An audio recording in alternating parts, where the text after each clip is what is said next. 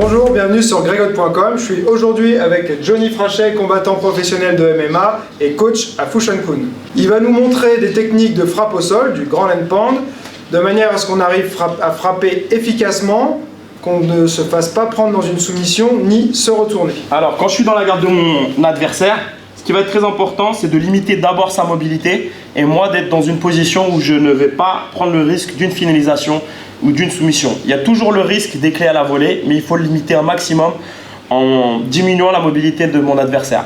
D'abord, ce qu'on va faire, c'est soit mettre les pouces ou les doigts dans les aisselles. Moi, je préfère mettre les pouces et contrôler les biceps en serrant un peu les coudes. Mais pas juste dans la position serrée, mais sans être trop contracté pour ne pas se fatiguer les bras. La tête au niveau du menton, je m'avance un peu et je reste bien sur la pointe des pieds.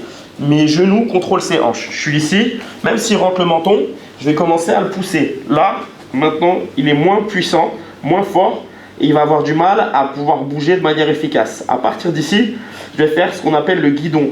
Je vais commencer à pousser un peu plus bas sur son coude. Ici, je glisse et je pousse en diagonale. Maintenant, regardez ma main et l'angle de mon corps est dans une position optimum pour pouvoir frapper. Là, je vais frapper le long de son corps. D'accord? Ici. Bam! Ok, la plupart du temps, il revient dans la position droite. Hop, et je reviens pour éviter tout triangle.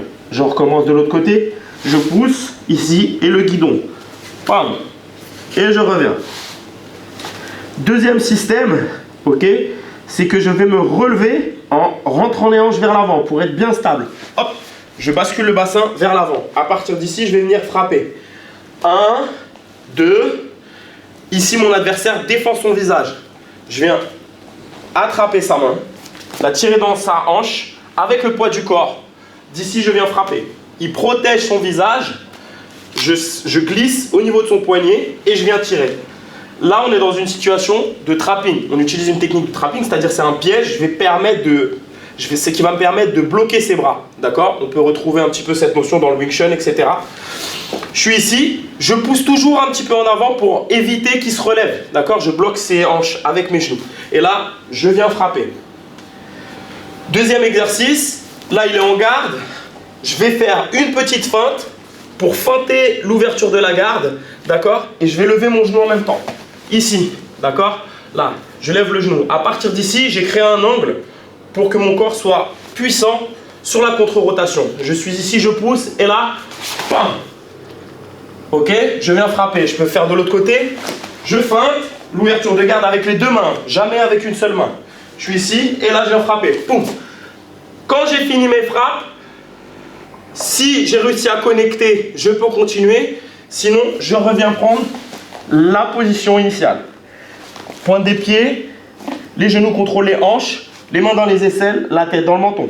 Ok, dernier petit détail, ce que je vais faire, je vais essayer de maintenir toujours mon plexus au-dessus du sien. Ce qui va éviter toute soumission. Quand je suis ici, je peux travailler sur des triangles des clés de bras. Quand je suis là, c'est beaucoup plus difficile. Je dois faire attention à mon équilibre. Donc si mon équilibre est compromis, je reviens en arrière. Donc maintenant, je vais montrer l'enchaînement un peu plus rapide, comment il doit être travaillé et répété.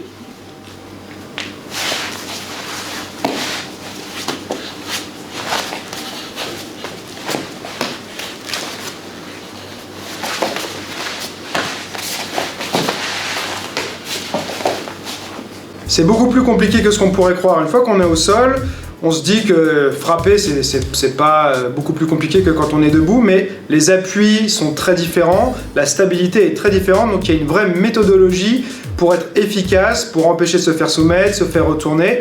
Donc là, c'est vraiment des bonnes techniques que Johnny nous a montrées. On est sur Internet. Pour moi, le seul moyen de savoir si tu as aimé, c'est que tu me le dises. Pense à cliquer sur j'aime, laisser un petit commentaire et partager sur les réseaux sociaux. Et comme je dis toujours, celui qui croit savoir n'apprend plus, alors garde l'esprit ouvert.